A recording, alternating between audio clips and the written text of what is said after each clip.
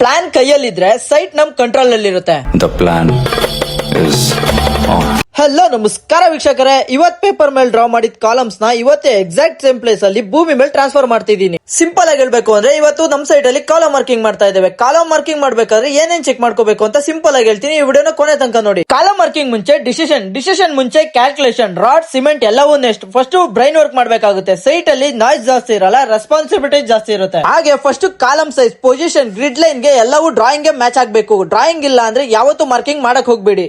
Next central line marking, total building ನ rope ಇಂದ diagonal measure check ಮಾಡಿ square correct ಆಗಿದೆಯಾ ಅಂತ ಕನ್ಫರ್ಮ್ ಮಾಡಬೇಕು. ಮೇನ್ ಇಂಪಾರ್ಟೆಂಟ್, ಪ್ರತಿ ಕಾಲಮ್ ಪೊಸಿಷನ್ ವಾಲ್ ಸೆಂಟರ್ ಅಲ್ಲಿ ಇದೆಯಾ, ಬೀಮ್ ಜಂಕ್ಷನ್ ಅಲ್ಲಿ ಕರೆಕ್ಟ್ ಇದೆಯಾ ಅಂತ ಚೆಕ್ ಮಾಡಬೇಕು. ಕಾಲಮ್ ಸ್ಪೇಸಿಂಗ್ ಸ್ಟ್ರಕ್ಚರಲ್ ಡಿಸೈನ್ ಪ್ರಕಾರನೇ ಇರಬೇಕು. ಅಪ್ರಾಕ್ಸಿಮೇಟ್ ಮಾರ್ಕಿಂಗ್ ಯಾವತ್ತೂ ರಿಸ್ಕ್ ಇರುತ್ತೆ. ಕಾಲಮ್ ಮಾರ್ಕಿಂಗ್ ಕಂಪ್ಲೀಟ್ ಆದ್ಮೇಲೆ ಫುಟಿಂಗ್ ಸೈಜ್ ಚೆಕ್ ಮಾಡಬೇಕು. ಎಕ್ಸ್ಕವೇಷನ್ ಡೆಪ್ತ್ ಸೇಮ್ ಇರಬೇಕು. ಲೂಸ್ ಸಾಯಿಲ್ ಏನಾದ್ರು ಇದ್ರೆ ರಿಮೂವ್ ಮಾಡಬೇಕು. Next level check, all column footing bottom level same ಇರಬೇಕು. ಮತ್ತೆ ಪ್ಲಂಬಮ್ ಯೂಸ್ ಮಾಡಿ ಲೆವೆಲ್ ಚೆಕ್ ಮಾಡ್ಕೋಬೇಕು. ಇನ್ನು ಏನ್ ನೋಡ್ತೀರಾ, ಕಾಲಮ್ ಮಾರ್ಕಿಂಗ್ ಕರೆಕ್ಟ್ ಆಗಿದ್ರೆ ಬಿಲ್ಡಿಂಗ್ ಸ್ಟ್ರಾಂಗ್ ಆಗಿರುತ್ತೆ. ಪೂಜೆನ ಮಾಡ್ಕೊಂಡು ಕಾಂಕ್ರೀಟ್ ಸ್ಟಾರ್ಟ್ ಮಾಡ್ಕೋಬಹುದು. ಇದೇ ರೀತಿ ಕನ್ಸ್ಟ್ರಕ್ಷನ್ ರಿಲೇಟೆಡ್ ವಿಡಿಯೋಗಾಗಿ ನಮ್ಮ ಅಕೌಂಟ್ ನ ಫಾಲೋ ಮಾಡಿ.